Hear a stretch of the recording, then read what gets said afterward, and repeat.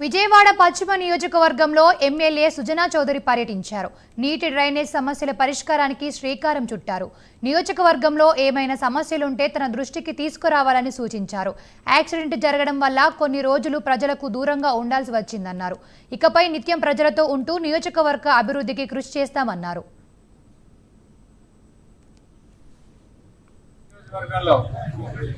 నాయకులకి ప్రజలకి అందరికీ కూడా గత 2 నెలల నుంచి నేను చెయ్యి ఫ్రాక్చర్ అవడం వలన కాలేకపోయాను. ఆ సందర్భంగా ఎంతోమంది నన్ను వచ్చి కలవడం జరిగింది. ఎంతోమంది చాలా ప్రేయర్స్ చేశారు.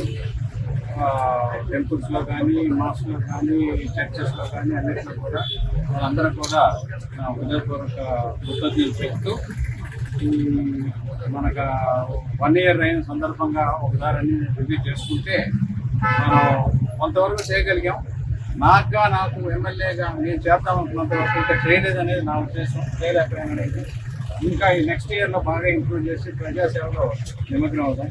ఈరోజు 43వ డివిజన్లో ముఖ్యంగా డ్రైనేజ్ వర్క్, రెయిన్ వాటర్ని నియంత్రించడం, తర్వాత ఎప్పటికప్పుడు ఎక్కడా కూడా వాటర్ లాగింగ్ అవ్వకుండా చేయడానికి ఈ వర్క్ ఓవరాల్గా అయితే 43, 55, 39, 54 4 డిగ్రీలు కలిపి 7 కోట్ల వరకు మంజూరు.